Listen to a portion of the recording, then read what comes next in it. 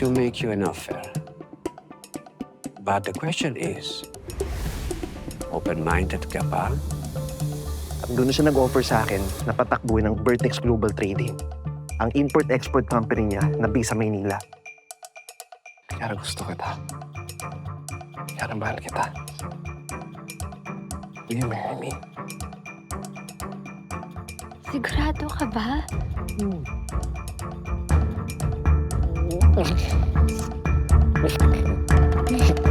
Aray!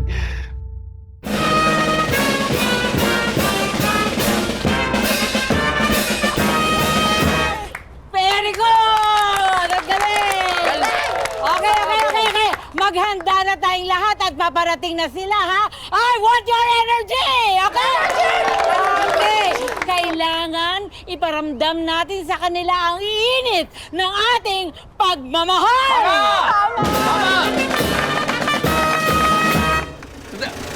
Ayun na!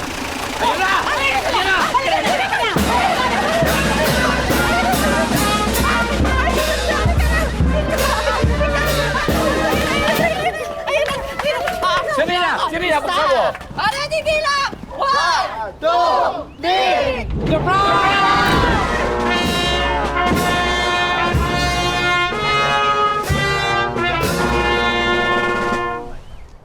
Nasaan sila?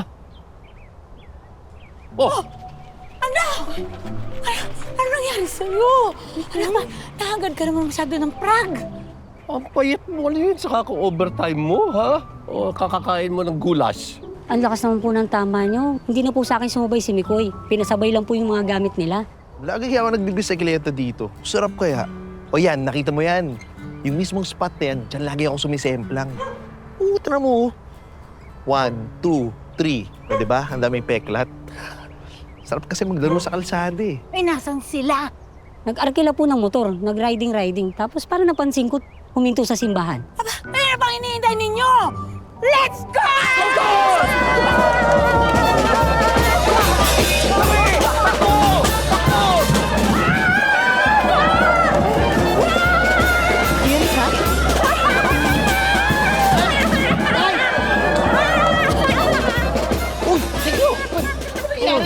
Saan kayo pupunta?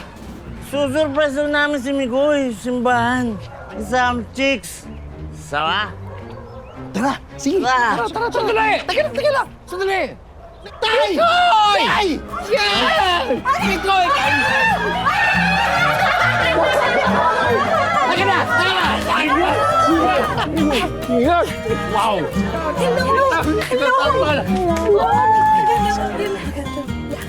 Materiales fuertes.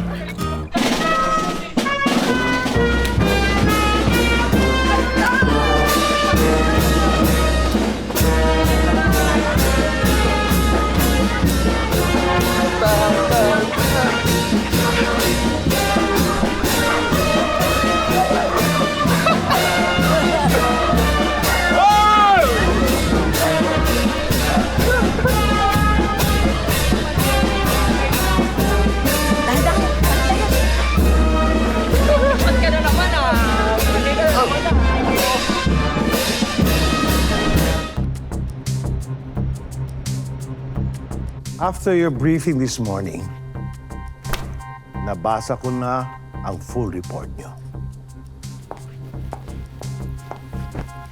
Patiting, sir. Impressive, di ba? Are you out of your goddamn mind?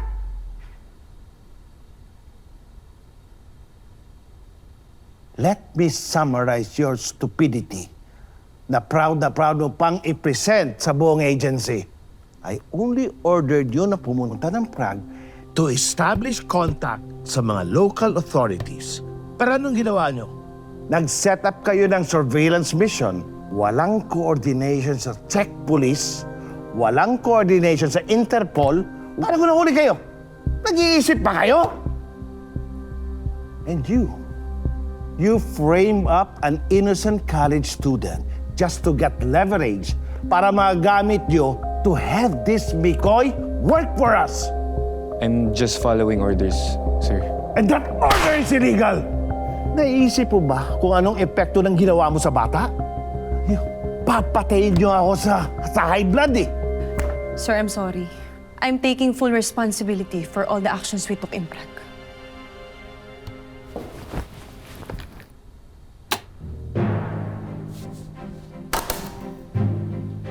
Yes, sir. Tama ka. May mga binali akong rules. Ilang beses na tayong nalusutan ng mga kriminal. Dahil palagi tayong nahuhuli, kakasunod sa rules and procedures na yan. Nililimitahan tayo ng batas para protektahan ang mga inosenteng na biktima nila. Kung naririnig ka ng tatay mo ngayon, he will be very disappointed because he always did the right thing and he knows how to respect the rules. At hindi niya ikokompromiso ang pagiging pulis niya para lang sa isang kriminal. Well, it's not here. At kahit kailan, hindi ko na malalaman kung anong mararamdaman niya.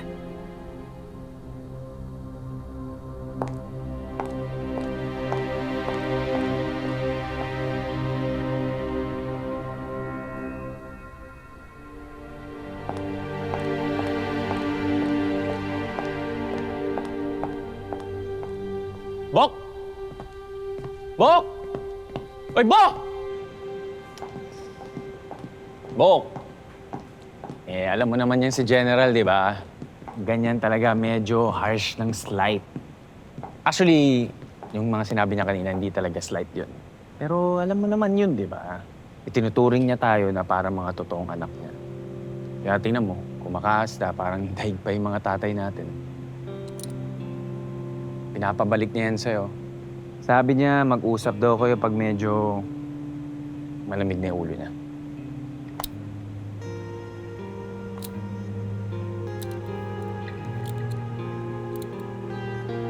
Just be the better version of yourself. Kasi alam mo kung ano makakaharapin natin at alam mo kung gaano kadelikado ang mga haharapin natin. When we targeted the Moravianos, we are risking a war. And the Moravianos are coming. Malakas ang pakiramdam ko na they are about to make a big move. A very, very, very, very big move. Tayo lang naman na makakapigil sa kanila.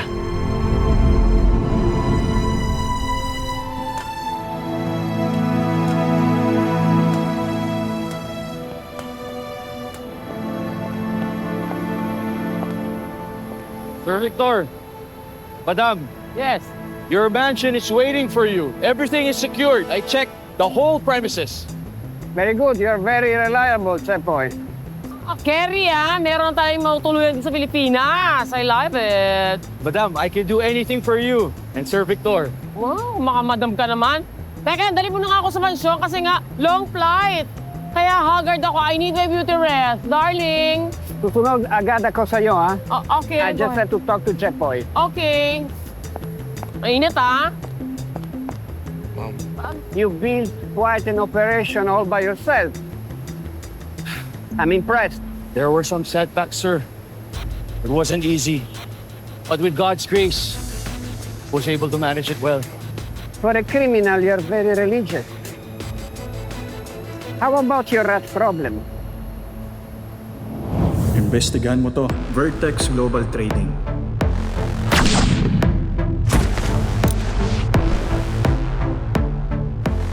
I was able to take care of it, sir. Sinigurado ko na hindi siya makakapagsalita laban sa atin. How about yung pinapa-investigahan ko sa'yo? Ito po, sir. Kompleto yan. Walang labis, walang kulang. This is it? Anong nalaman mo tungkol sa kanya? There's nothing more to know about Michael D. Pinagpala. Wala pa siyang nararating sa buhay. Napakasimple. Napakalinis ng record. At sa totoo lang, mukhang walang pupuntahan ng buhay niya. Kaya nga sir, nagtataka ako kung bakit napaka-interesado niyo po sa kanya. I don't think makakatulong siya sa mga gagawin natin. You should be interested in him as well. Because my daughter Kiara likes him so much.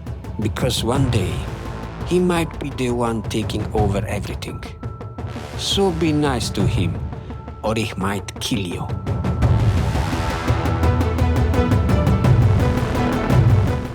Gano'n nakatagal parents mo? Since birth? Ang galing, no? The idea of spending every waking moment with just one person. At kahit ilang taon na nakalipas, hindi kayo nagkakasawaan sa isa't isa. Hindi nagbabago yung tingin nyo sa isa't isa. Ganun naman talaga dapat, di ba? Kapag mahal mo isang tao. Kapag mahal nyo yung isa't isa.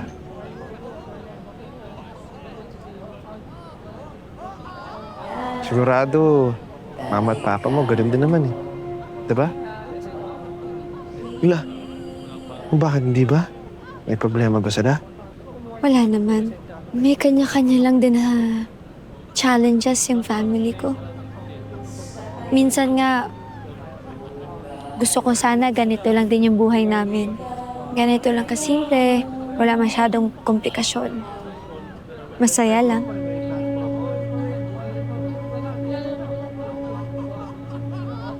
Hindi rin. Siyempre, marami din kami mga challenges. Oo, masaya. Halos lahat pwede namin tawanan. Pero sa lahat ng mga tawa, marami din mga takot. May magkasakit lang isa sa amin eh. Sigurado, sadlak na naman kami sa utang. Nakikita pa naman eh. Maliit na tao lang kami, Kiara. Kapagtripan lang kami ng mga taong nasa kapangyarihan wala talaga kaming laban. I'm sorry, Mr. Pinagpala, but I have some very bad news for you. Nahulihan siya ng significant amount of drugs. Enough para i-consider siyang pusher ng mga pulis. Hindi totoo. Kasi kung lalaban kami, pupulutan talaga kami sa kangkong. Masyado mo naman minamaliit sarili mo. Totoo naman eh.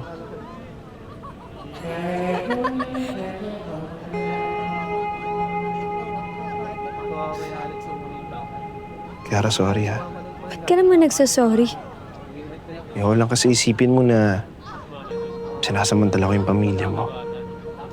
Kaya tinatanggap ko yung offer ng daddy mo. Mikoy, don't think so lowly of me. Hindi mo sinasamantala ako o ang pamilya ko. It was my dad who offered you that job. At alam ko naman na hindi mo yung ginagawa para sa sarili mo lang. Ginagawa mo yun para sa pamilya mo. Kaya nga mas bilib ako sa'yo eh.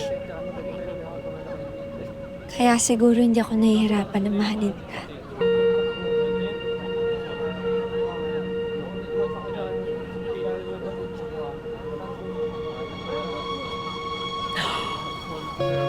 Uy! Uy!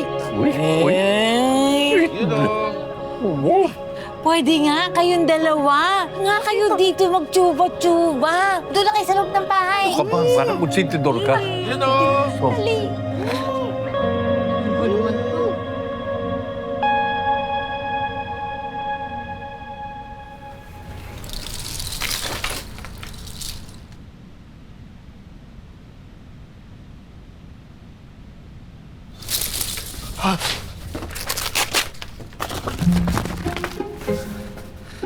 Bakit mo tinanggal?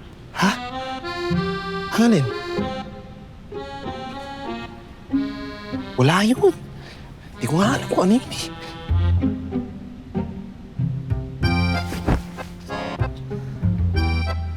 So, ito yung kwarto mo? Yup. Dito pala, ang maliit na Mikoy naging malaking Mikoy. Pahinga ka na nga. Kasi habang ng biyahe natin kanina siguradong pagod na pagod ka na. Okay? Wala na ako. What? Wait! Di mo ako tatabihan? Ha? Iiwan mo ako dito mag-isa? Oo. Siyempre para komportable ka. Kasi, medyo maliit lang din kasi yung kamay. Tsaka, parang kasya-gasya naman tayo dito. Sigurado ka? Ano bang problema? Ha? Hindi ka ba sanay na may katabi sa kama? Uy, hindi no. Tiyutigo mi ha? Ako pa. Siyempre no. Sanay na. Ah, talaga ba? Oo. Sila si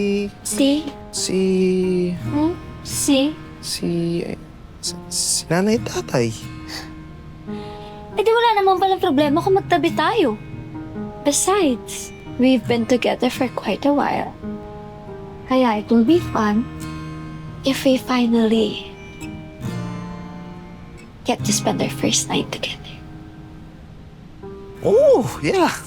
It's fun.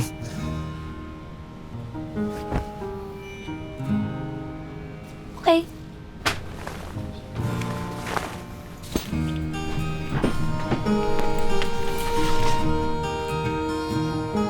I'll just brush it.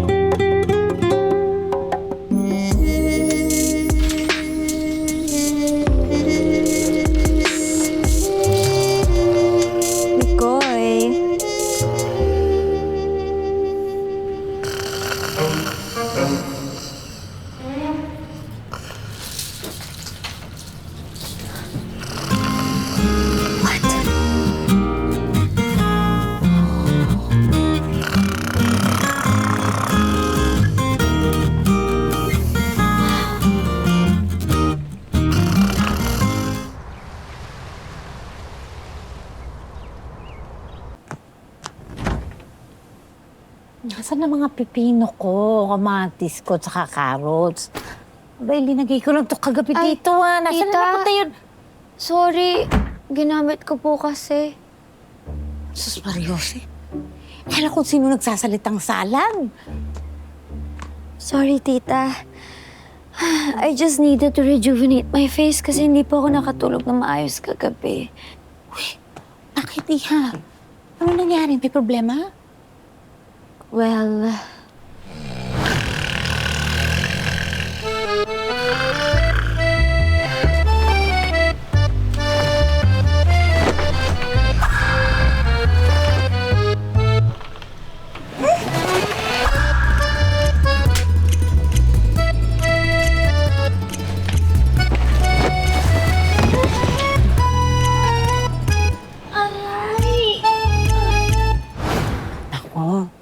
pasensya ka na, Iha, ha? Ganyan talagang matulog yan si Mikoy. Daig pa niya ng kiti-kiti. Kaya kung ako sa'yo, i-break mo na lang. po, Joke lang. Ito kung makari ako. Sige, ano pa bang kailangan mong gulay para dyan sa mukha mo? Gusto mo ng okra, kalabasa, meron ako dyan sa... tita, hindi na po. Okay na po to. Sa totoo lang, gusto ko lang sana... Anong gusto mo? Alam mo, basta kaya ibigay ng pamilya ko, bibigay ko sa'yo. Halika na. Tita, gusto ko lang po magpasalamat for welcoming me here. You have a very beautiful family. At masaya po ako na nakilala ko kayo. Alam mo, hindi naman araw-araw may dinadalang babae sa amin si Mikoy. At dahil dinala ka niya dito sa bahay, iisa lang ibig sabihin nun. Importante ka sa kanya. Kaya bukas ang pinto ng bahay na ito kahit anong oras at kahit na anong panahon, basta kailangan mo ng pamilyang makakasama. Thank you po. Maraming salamat. Teka nga, nasa na yung mokong na yon ha? Ba't nag-iisa ka dito? Nasa na yon? Mikoy! Dali Mikoy! Ito na po yung order niyo, ma'am.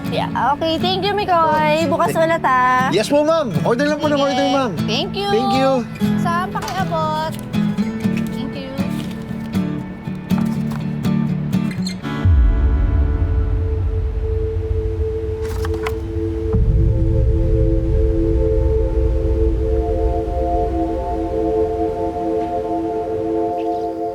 Oh, nasan yung partner mo na yun? Naka-leave siya. Manonood daw muna siya ng sine for 12 hours straight ng director's cut. Wow, ah. Mas mahaba pa kay Lab Diaz yun, ah. I'm impressed. Wala sa forma mo na cineast ka. Eh, kahit nahamak na waiter lang ako, I can appreciate cinema naman, no? Pero sa totoo lang, ah, alam mo, weird talaga yung partner mo na yun. Ewan ko pa kung paano mo natitiis yun. Alam mo, Agent Shanong is very reliable. Huwag ka mainis dun. Kung hindi dahil sa kanya, malamang patay ka na ngayon. Uwe, di nga. He convinced me na huwag kang barilin nung iritang-irita ako sa'yo. So violent. By the way, gusto kong sabihin sa'yo na thank you. Na-appreciate ko na pumayag ka na tulungan kami sa misyong to. May choice ba ako? Still, maraming salamat. So ano yun?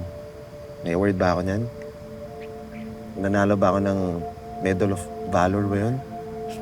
Yes, mas maganda pa. You win my trust. Wow. Pwede wow. Tingin ko, mali si Agent Shanong tungkol sa'yo.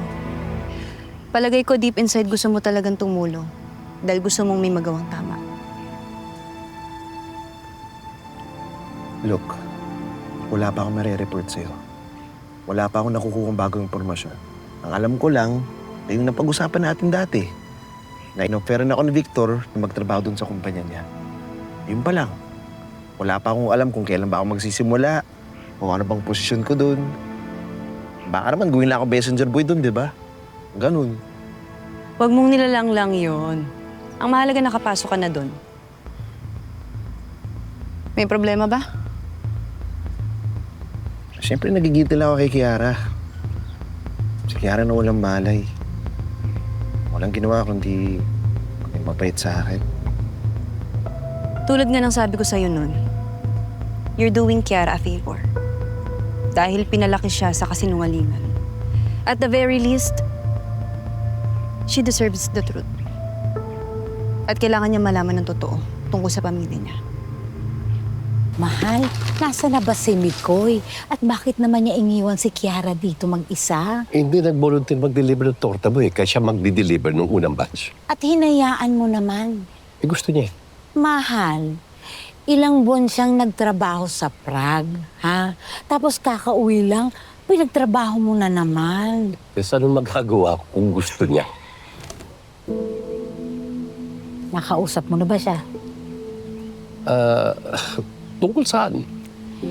Nausap mo na ba siya tungkol sa pag-uwi niya dito galing Prague? At bakit kasama niya si Kiara dito? Hindi pa. May tinanong ba siya tungkol sa'yo?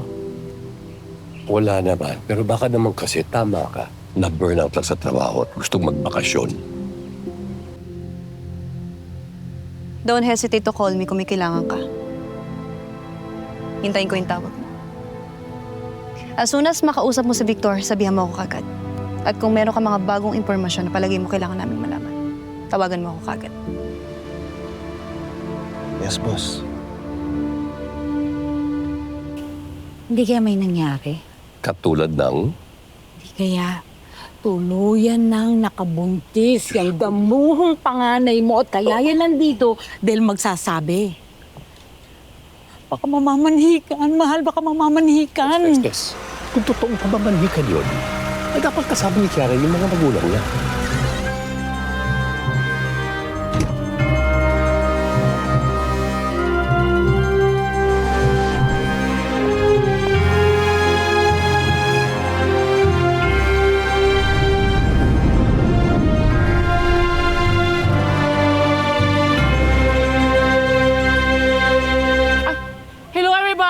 We are the parents of Kiara. Andiyan ba si Mikoy? Mga magulang ni Kiara. Yan na nga ba sinasabi ko eh. Mamamanhikan na sila. Hello, Nay? Mikoy, nasan ka? Andito lang po ako, Nay. Tinatapos ko lang po yung mga huling delivery ko. Pues, bilisan mo dahil nandito ang mga magulang ni Kiara. Oh! Sila, Mr. and Mrs. Baltrobi? Nasa bahay natin? Yes, anak. Dumating ngayon dito sila Donabel at Victor. Kaya bilisan mo na dyan. Sige po.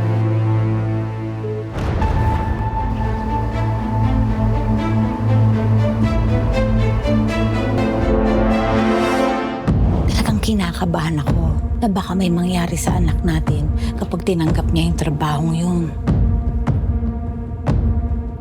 We will have to find a way to eliminate him bago pa niya masira ang mga plano natin.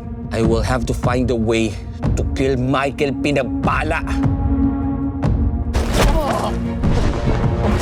I got the blessing of your nanay at tatay. We have decided that you and our daughter are going to get married this weekend.